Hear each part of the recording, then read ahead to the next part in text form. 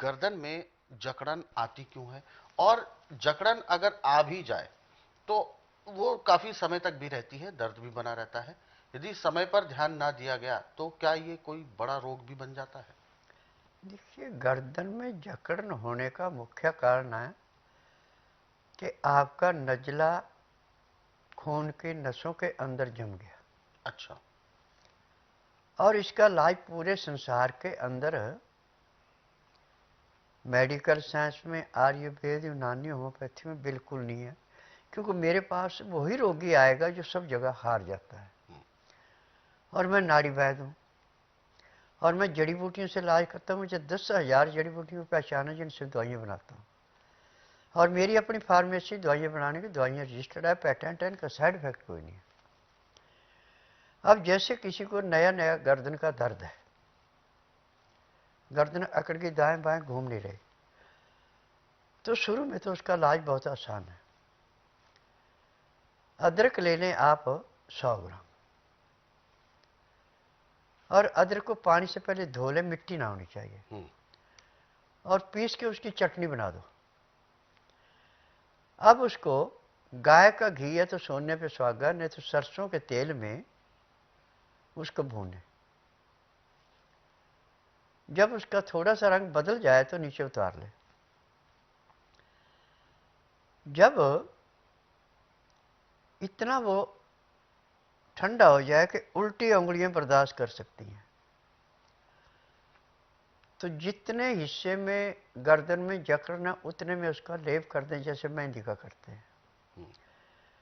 फिर डॉक्टर वाली रुई लगा के ऊपर से खाकी रंग की सेलो टेप से पट्टी कर दें। अब रोगी को कह दें कि 2 घंटे के लिए आप विश्राम करें, चाहे बैठ के करें चाहे सो के करें। 2 घंटे के बाद जो उसको दर्द था तो खत्म हो गया,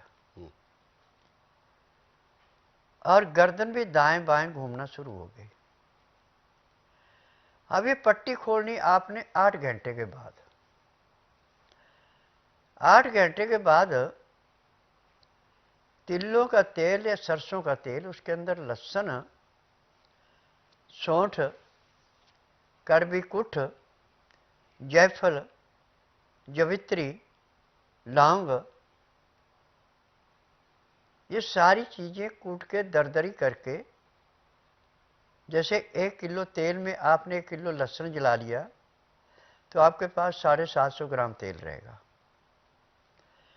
फिर उसमें जब ये सारी चीज़ें सूती कपड़े में ढीली गांठ बांध के डालेंगे और 3 घंटे इस तेल को फिर उबालेंगे तो आपका तेल अब 750 ग्राम का 250 पौने 300 ग्राम रह गया।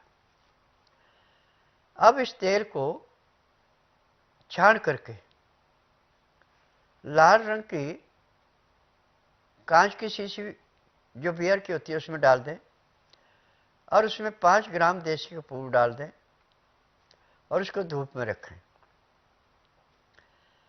धूप में रखने के 4 घंटे के बाद उस तेल की इसको मालिश करें, आपको बहुत ज़्यादा आराम मिलेगा।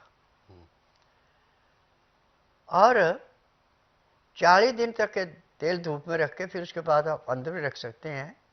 कभी आपको चोट लग गई या गाड़ी की खिड़की के अंदर हाथ आ गया या कहीं से खून बह रहा है, इस तेल के लगाने के 10 सेकंड के अंदर दर्द भी बंद हो जाता है, खून भी बंद हो जाता है, और सेफ्टी भी नहीं होता। 8 घंटे बाद आप दूसरा लेप कर दें। यदि आपके पास से तेल तैयार नहीं है तो आप दूसरा लेप कर दें। फिर 8 घंटे बाद तीसरा लेप कर दें। तो 1 हफ्ते में आपकी गर्दन जैसे पक्षी की गर्दन चारों तरफ के घूमती है ऐसे घूमेगी, जैसे मर्जी घुमा लो, दर्द नहीं होगा। परंतु इसमें खान पान पे ध्यान देना। गर्मी सर्दी बरसात कोई भी है, पंखा कूलर एसी नहीं चलना आपके कमरे में। खिड़कियां दरवाजे पे पर्दा होना चाहिए, और खाने में गेहूं छोड़ के मक्का, चना, सोयाबीन, बाजरा, मूंग, मोठ, चुलाई, सिंगाड़े, ये सारी चीज़ें अपनी इच्छा के अनुसार कम ज़्यादा लेके धो के सुखा लें। फिर इसमें 50 ग्राम अजवाइन भून करके और 100 ग्राम तिल भून के मिला के इसका आटा पिसाना आपने ऐसा जैसा नदी के किनारे का रेता होता है, हाथ में लेने से सरकता हुआ। और इस आटे को छानना नहीं है। इसकी रोटी जो है अनछने आटे की बनानी है। जितनी भूखा उतने आटा लेना और उसको सख्त गूंद के खुले पानी में रखना। इतने में दाल सब्जी जो भी आपने खानी हो बना लें। दाल सब्जी छिलके वाली लेनी, धुली हुई दाल या छिलके सब्जी नहीं लेनी। और जब दाल सब्जी बनानी है तो अमोनियम के बर्तन में या कुकर में नहीं बनानी। मिट्टी का बर्तन हो तो सोने पे सुहागा, नहीं तो कलाईदार पीतल का या तांबे का या फिर स्टील का ले ले। और ढक्कन दे के इसको धीमी आंच पे पकाना है। पकते समय इसमें हल्दी और नमक डालना और कोई चीज़ नहीं डालनी। मसाला पीस के रख लें। सौंठ, जीरा, काली मिर्च, लौंग, बड़ी इलायची, दालचीनी, पीपल, ये 7 चीज़ें कूट के पीस के शीशे के किसी भी बर्तन में रखें। प्लास्टिक के बर्तन में नहीं रखना, बस इतना ध्यान रखना। अब चुटकी भर इसका डालना। जब खाने लगना आपकी रोटी नहीं चुपड़ी जाएगी, सब्जी दाल में छौंक नहीं लगेगा। जब आपकी दाल सब्जी तैयार होगी तो जो आटा आपने सख्त गूंद के पानी में रखा उसको निकाल लें। अब वो आटा आपका मुलायम हो गया, उसको गूंद करके आप रोटी आपकी ऐसे बनेगी जैसे बाजरे की रोटी होती है, गेहूं की रोटी से थोड़ी मोटी और मक्की की रोटी से पतली। अब इस रोटी को थाली में डाल के दाल सब्जी जो भी डाल रखी है उसको डाल दें और 2 गिलास पानी उबाल करके 15 से 18 डिग्री गर्म रह जाए। उसमें लहसुन प्याज अदरक पीस के चटनी बना के उसका रस डाल दें 1 चम्मच। और जो कचरा बचा वो अपनी सब्जी में दाल में मिला के खा लें। जब आप 2-4 गिराए खाना खाएंगे 2 घुट पानी पिएंगे। फिर 2-4 गिराए खाना खाया 2 घुट पानी पिया। पानी पीने में खाना खाने में 1 घंटा लगाना है। उसके बाद दांतन कूड़ा करके 5 मिनट के लिए आपने वज्रासन बैठना। फिर उसके बाद उठ के कम से कम आधा घंटा आपने सैर करनी है। फिर सैर करने के बाद आधे घंटे के लिए आपने सब आसन लेटना है। फिर 5 मिनट के लिए बाईं साइड करवट लेनी, 3 मिनट के लिए दाईं साइड करवट लेनी। अब सब आसन लेट के बाईं साइड को करवट लेके उठे।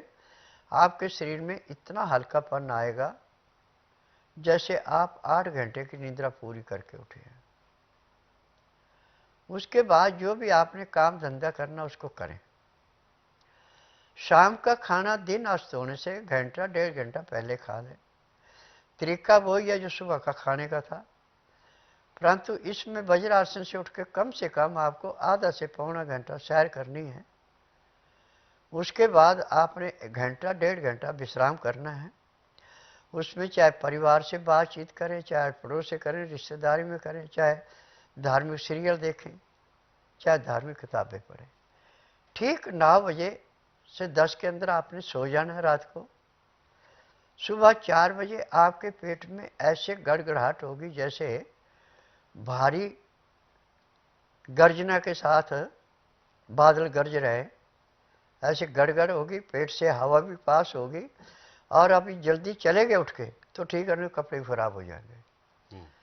जैसे आपका पेट साफ हो गया फिर दांतन कूड़ा करके आधा घंटा कपालभाति, 15 मिनट भस्त्रिका का, 8-10 बार अग्निसार, 15-20 बार उज्जयी, 25-30 बार ब्रह्मी, 5 मिनट कुंभक, 1 घंटा लोन ब्रोन करना अति आवश्यक है।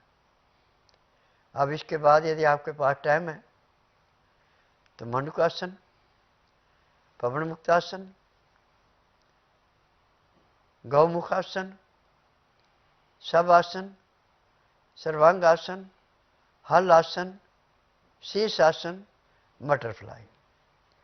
इतना कार्य यदि आप प्रतिदिन करते हैं तो मैं दावे से कह सकता हूं कि जब तक आपके शरीर में सांस है तब तक आपको किसी डॉक्टर हकीम के पास जाने की जरूरत नहीं, ना आपको कोई रोग होगा।